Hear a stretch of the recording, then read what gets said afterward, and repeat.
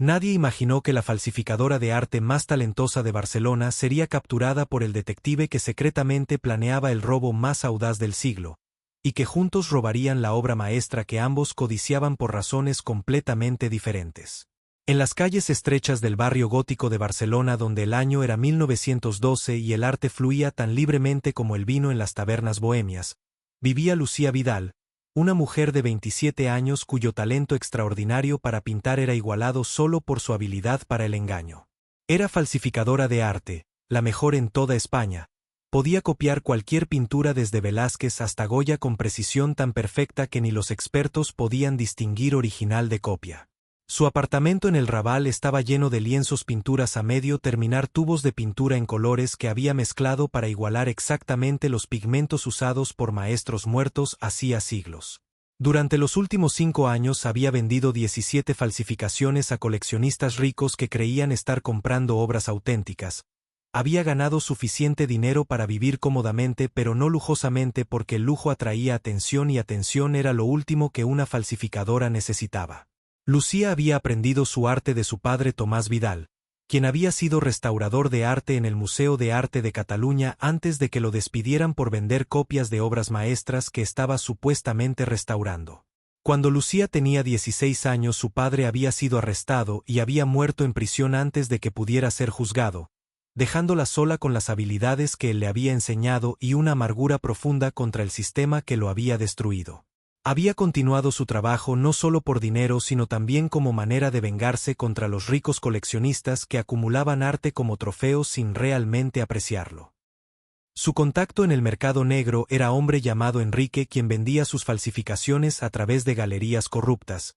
El sistema funcionaba perfectamente hasta la noche en que todo se derrumbó.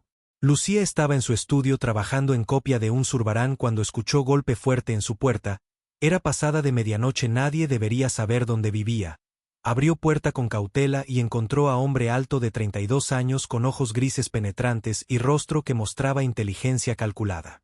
«Soy inspector Marco Delgado de la Policía de Barcelona», dijo mostrando identificación. «Necesito hablar con usted sobre ciertas pinturas que han aparecido en el mercado».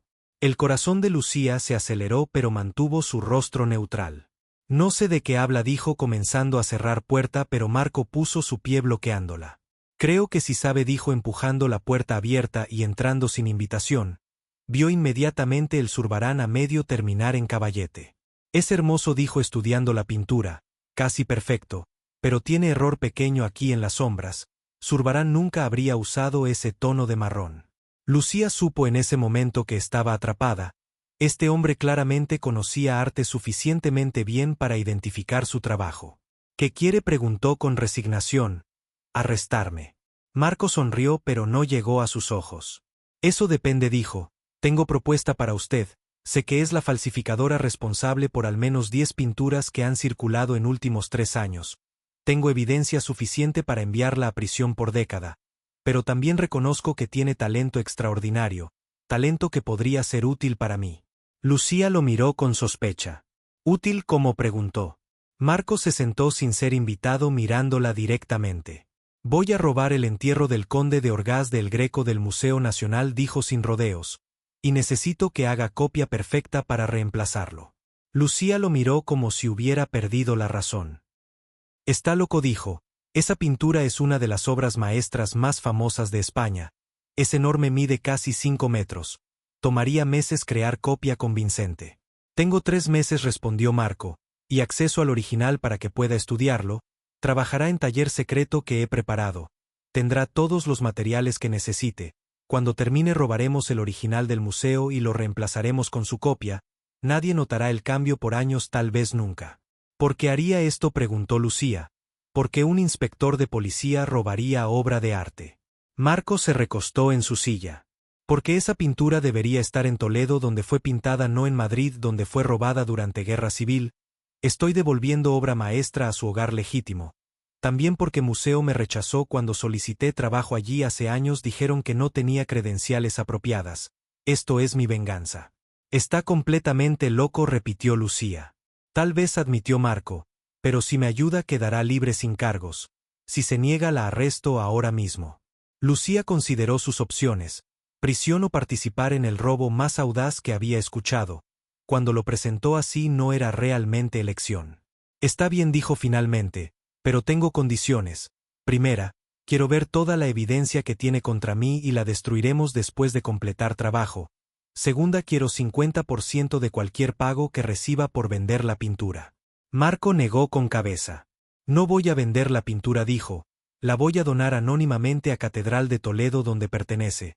Pero está bien, destruiré evidencia. También le pagaré 100.000 pesetas cuando trabajo esté completo. Lucía calculó rápidamente. 100.000 pesetas era más de lo que había ganado en 5 años de falsificaciones. Trato hecho, dijo extendiendo su mano. Marco la estrechó. Excelente, dijo. Comenzamos mañana. Tengo camión que la llevará al museo después de horas. Hay sala de restauración donde podrá trabajar sin ser vista. Durante los siguientes 3 meses Lucía trabajó más duro de lo que había trabajado en su vida.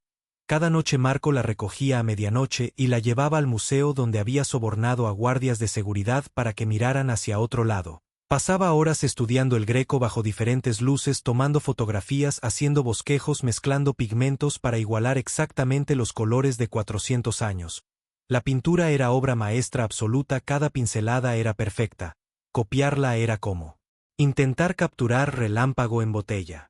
Marco a menudo se quedaba con ella observando mientras trabajaba. Al principio su presencia la ponía nerviosa, pero gradualmente se acostumbró a él. Descubrió que sabía extraordinariamente mucho sobre arte. Podía discutir técnicas de pintura de Renacimiento con fluidez de experto. Cuando preguntó dónde había aprendido tanto, él le contó que había estudiado historia del arte en universidad antes de unirse a policía porque necesitaba dinero. Una noche, mientras Lucía trabajaba en sección particularmente difícil de la pintura, Marco preguntó por qué se había convertido en falsificadora. Le contó sobre su padre, sobre cómo había muerto en prisión, sobre cómo sistema había sido injusto con él. Mi padre amaba el arte más que nada, dijo, pero sistema solo veía criminal, nunca vio artista. Marco asintió lentamente. Entiendo eso, dijo, el sistema a menudo destruye exactamente las personas que deberían proteger. Es por eso que decidí tomar justicia en mis propias manos. Mientras pasaban noches trabajando juntos, compartiendo historias, descubriendo que tenían más en común de lo que habían imaginado, algo comenzó a cambiar entre ellos. Lucía comenzó a anticipar sus conversaciones nocturnas. Marco comenzó a quedarse más tiempo del necesario. La tensión entre ellos creció hasta que una noche, cuando Lucía estaba limpiando pinceles, Marco de repente le tomó la mano. Sé que esto es inapropiado, dijo. Sé que básicamente la estoy chantajeando para que me ayude, pero no puedo ignorar lo que siento. Te he estado observando trabajar durante semanas y eres persona más fascinante que he conocido. Lucía sintió su corazón acelerarse. Esto es muy mala idea, susurró. Somos criminal y policía, estamos cometiendo robo mayor juntos. Enamorarnos solo complicará todo. Ya es tarde para eso, respondió Marco. Ya estoy enamorado de ti. Cuando se besaron bajo luces tenues de sala de restauración rodeados por obras maestras de siglos pasados, fue como si el mundo se detuviera. Sabían que lo que estaban haciendo era locura, pero no podían detenerse. En los días siguientes su relación profesional se transformó en algo más profundo, más peligroso. Trabajaban juntos, planeaban juntos, y cada vez más terminaban en brazos del otro cuando trabajo del día terminaba. 2 meses y medio después de comenzar, la copia estaba casi completa. Lucía había capturado cada detalle del Greco, desde expresiones de las figuras hasta grietas en el barniz antiguo. Marco trajo experto corrupto que confirmó que copia era indistinguible del original bajo examen casual. Ahora venía parte peligrosa, el robo real. Marco había pasado meses preparando, había sobornado a 3 guardias de seguridad, había estudiado horarios de patrullas, había desactivado cámaras específicas, había contratado a equipo de especialistas para manejar logística de mover pintura tan grande. La noche del robo era mediados de diciembre. Museo estaría cerrado por 3 días para renovación, lo que les daba ventana perfecta. Todo salió perfectamente al principio. El equipo entró al museo a las 2 de la mañana. Cuidadosamente removieron el Greco original de su marco usando técnicas que no dañarían la pintura. Lo enrollaron con protección extrema en tubo especial. Instalaron copia de Lucía en el mismo marco. Todo tomó 4 horas de trabajo meticuloso. A las 6 de la mañana habían terminado y estaban saliendo del museo con obra maestra original en camión que esperaba. Lucía sentía mezcla de euforia y terror. Habían robado una de las pinturas más famosas de España y nadie lo sabía. Marco condujo el camión a almacén secreto donde habían planeado mantener la pintura escondida durante 6 meses antes de transportarla a Toledo. Pero cuando llegaron al almacén encontraron a 5 hombres armados esperándolos. Marco frenó bruscamente, maldijo. ¿Quiénes son esos?, preguntó Lucía con pánico creciendo. No se respondió Marco, pero tengo mal presentimiento. Uno de los hombres se acercó al camión, golpeó la ventana. Era hombre de mediana edad con expresión fría. Inspector Delgado, dijo, o debería decir ladrón Delgado. Sabíamos sobre su pequeño plan durante semanas. Yo soy señor Vega, represento a coleccionista privado que está muy interesado en adquirir el Greco. Marco miró a Lucía, luego de vuelta a Vega. ¿Cómo supieron?, preguntó. Uno de sus guardias sobornados trabajaba para nosotros, respondió Vega. Ahora entreguen la pintura y tal vez los dejaremos vivir. Marco sabía que estaban superados en número. Lentamente abrió la puerta del camión.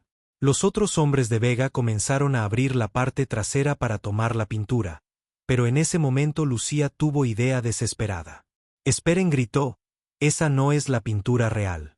Todos se detuvieron mirándola. «¿Qué dijiste?», preguntó Vega. «Esa no es la pintura real», repitió Lucía con más confianza. «Es otra falsificación. La pintura real todavía está en el museo. Cambiamos de plan en último momento». Marco entendió inmediatamente lo que estaba haciendo, siguió su mentira. «Tiene razón», dijo. «Pensamos que podría haber traición, así que instalamos copia doble. La real todavía está en el museo esperando ser recogida mañana». Vega los miró con sospecha. «Demuestren que es falsa», dijo. Lucía pensó rápidamente. «Hay marca específica que puse en mi falsificación», dijo. «Un pequeño símbolo escondido en esquina inferior que solo yo conocería. Si esa pintura tiene el símbolo, entonces es mi copia». Vega ordenó a sus hombres que desenrollaran cuidadosamente la pintura y verificaran. Por supuesto no encontraron ningún símbolo porque era la pintura real. Vega maldijo furiosamente. «Nos mintieron», gritó. Pero la distracción había dado a Marco tiempo suficiente. Había sacado su pistola, la presionó contra cabeza de Vega. «Ahora ordenarás a tus hombres que bajen sus armas», dijo Marco, «o tu jefe muere aquí». Hubo momento tenso donde nadie se movió. Luego Vega asintió y sus hombres bajaron armas. Marco y Lucía subieron rápidamente de vuelta al camión. Marco arrancó con velocidad mientras balas comenzaron a volar detrás de ellos. Lograron escapar, pero sabían que ahora tenían 2 problemas. La policía eventualmente descubriría el robo y los hombres de Vega los estaban buscando. «No podemos llevar la pintura a Toledo ahora», dijo Lucía. «Vega nos seguirá». «Lo sé», respondió Marco. «Necesitamos nuevo plan». Pasaron los siguientes días escondiéndose en diferentes apartamentos seguros que Marco conocía mientras intentaban averiguar qué hacer. Finalmente Lucía tuvo idea, que si devolvemos la pintura al museo, ella sugirió, podemos hacerlo anónimamente con nota explicando que fue tomada para protegerla y ahora es de vuelta. Sin dinero, sin beneficio, solo devolver obra maestra. Marco la miró con sorpresa. «Pasamos 3 meses planeando este robo», dijo. «Arriesgamos todo. Y ahora quieres simplemente devolverla». Lucía asintió. «Mi padre siempre decía que el arte no pertenece a nadie, pertenece a todos. Esta pintura pertenece en lugar donde más personas puedan verla y apreciarla, no escondida en colección privada y no escondida por nosotros, aunque nuestras intenciones fueran buenas». Marco consideró esto durante largo momento, luego sonrió. «Está bien», dijo. «La devolvemos. Pero primero necesito hacer una cosa». Esa noche Marco contactó anónimamente a Periódico Principal de Barcelona, les dio información sobre señor Vega y su red de comercio ilegal de arte robado, proporcionó evidencia que había estado recopilando durante meses como parte de su plan original. Vega fue arrestado 3 días después, su operación desmantelada. Luego, en noche oscura sin luna, Marco y Lucía llevaron el Greco de vuelta al museo usando los mismos contactos que habían usado para robarlo. Removieron la copia que Lucía había hecho, reinstalaron el original. Dejaron nota que decía: «La obra maestra ha sido devuelta a su hogar, que permanezca aquí para siempre». Cuando salieron del museo por última vez tomaron caminos separados como habían planeado. Era demasiado peligroso estar juntos con policía investigando el robo. 6 meses después, cuando escándalo había pasado y investigación estaba fría, Lucía recibió nota en su buzón con dirección en Toledo. Cuando fue allí encontró apartamento pequeño y a Marco esperándola. Pensé que tal vez podrías enseñarme a pintar, dijo él con sonrisa.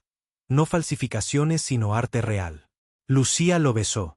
Me parece perfecto, respondió.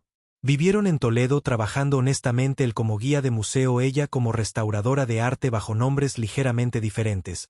Nunca fueron capturados, nunca fueron sospechados.